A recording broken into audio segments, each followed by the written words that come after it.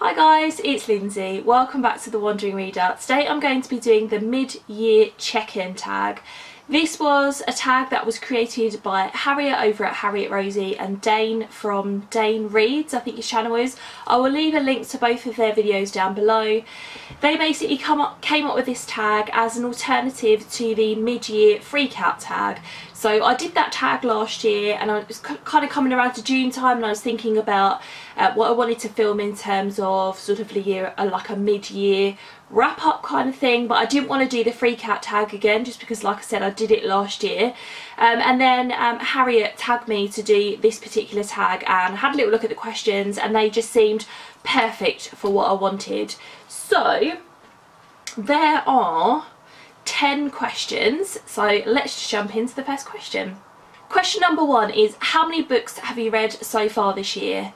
And looking at my Goodreads, I've read 57, which I'm absolutely blown away by. So I set my Goodreads goal this year to 52, and I think last year overall I've read something like 95. I can't remember off the top of my head, but I was quite close to 100.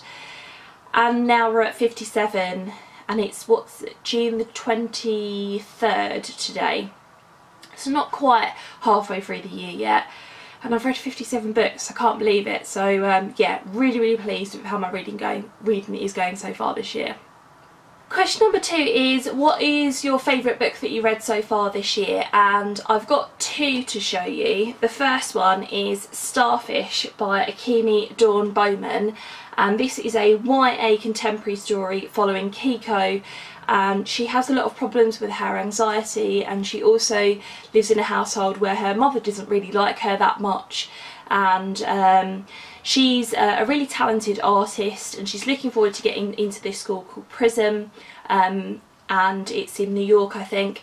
And then one day she gets a letter to say that she hasn't got in, and at the same time her abusive uncle moves back into the family home, and so she makes a decision to go off to, I think, California with her best friend Jamie and look for other art schools. And I just really felt like I connected to Kiko's character so much, and I felt a lot of similarities between her and I in terms of social interactions and making friends and feeling awkward and all of those kinds of things. And yeah, I find myself thinking about this quite a lot, and yeah, really loved it. And then the other book that I have really loved this year is Far From the Tree, and this is by Robin Benway. I read this month actually, so you won't obviously have had an opportunity to hear my thoughts in my wrap up, but this basically follows 3 siblings who were all given up quite young by their mother. So they've all been, well, 2 of them have been adopted into new families, and one of them has sort of spent his whole life kind of in foster care. And at the beginning of the book, one of the main characters, Grace, she has just given birth to a baby girl who she gave up for adoption because I think she's 16 in the book. And it kind of sparks her interest in her own birth mother and why she gave her up, and so she finds her siblings basically, and this kind of they go on a quest to kind of try and find their mum. And all 3 of the characters in this, you had Grace, you had Maya, and you had, I can't pronounce his name so I'm just going to call him Joe. All 3 of them had really interesting but heartbreaking at the same time things going on in their lives that I could relate to a lot of, not from like a I've been adopted point of view, because obviously I haven't, but like just things that were going on in their lives. You just relate to their characters so much, and there was so much good character development, and it was just so emotional. The way that Robin Benway wrote this, I was just so emotionally invested in the story and in the characters, and it was just fantastic. Question number 3 is, what's the most disappointing book you've read this year? And I'm going to go with My Name is Uva by Frederick Barkman. My Name is Uva, yeah. So I was really looking forward to reading this. I've heard so many people say fantastic things about this book and Frederick Barkman's writing in general, including one of my colleagues at work. And so I was expecting to love it, and then I just didn't. So I did think the writing was clever, I did quite like Uva's character, but I just didn't think the style the way that he writes was for me, and I just wasn't that excited by it, to be honest. So yeah, I'll definitely go for that one for my disappointing one. Question number 4 is, what genre have you read most of this year? And having a flick through my Goodreads list, I've not done any adding up or anything like that, but I think YA is probably the genre that I've read most of this year. Started using my library a lot more, and kind of that has sparked my interest in a few other kind of bits and pieces, YA wise, that I haven't had an opportunity to buy, or that I find it difficult to get hold of. So yeah, and I've enjoyed quite a lot of what I've read as well, so yeah. Question number 5 is, name a favourite new author you've discovered this year, and I probably could have said quite a few for this one, but I'm going to go with Jamie Ford. He wrote Hotel on the Corner of Bitter and Sweet, which I read earlier this year, and I really loved it. Loved the writing style, loved the way he weaved his story together and the characters that he develops across, and he's written quite a few other books, and the second one that I want to read, I think is his debut. It's called something like, I want to say Songs of Willow Frost or something like that. So yeah, really looking forward to picking up more stuff by him. Question number 6 is, what's the most surprisingly good book you've read so far this year? And I'm going to go with The Pillars of the Earth by Ken Follett. Yeah, I just didn't really think that I was going to like this that much, or that it would be okay but nothing groundbreaking. I suppose I was put off by the length of it, but I absolutely loved this. I loved his writing.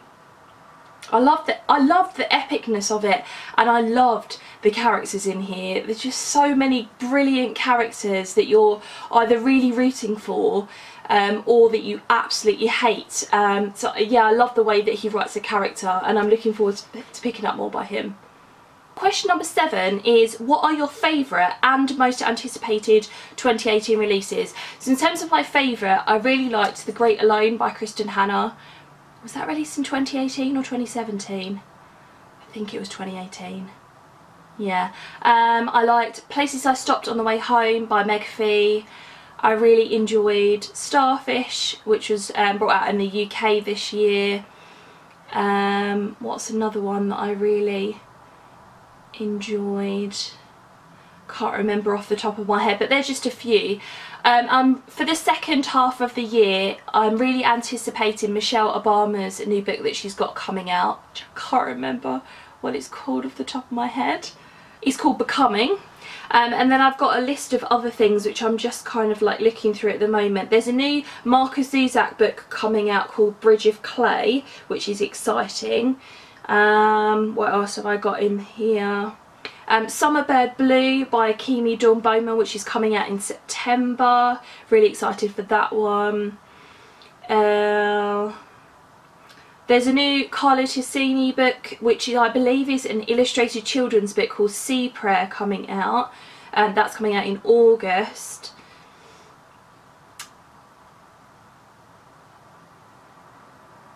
Yeah, they're just a few of the ones that I'm looking forward to. I've got, like I said, I've got a whole list on my phone. Yeah, 2018, another great year for great releases. Question number 8 is, what's your next big priority for your reading? I've mentioned this a couple of times on my channel before, but over the last couple of months I've really felt like, May in particular, I felt like I was under a lot of pressure to read.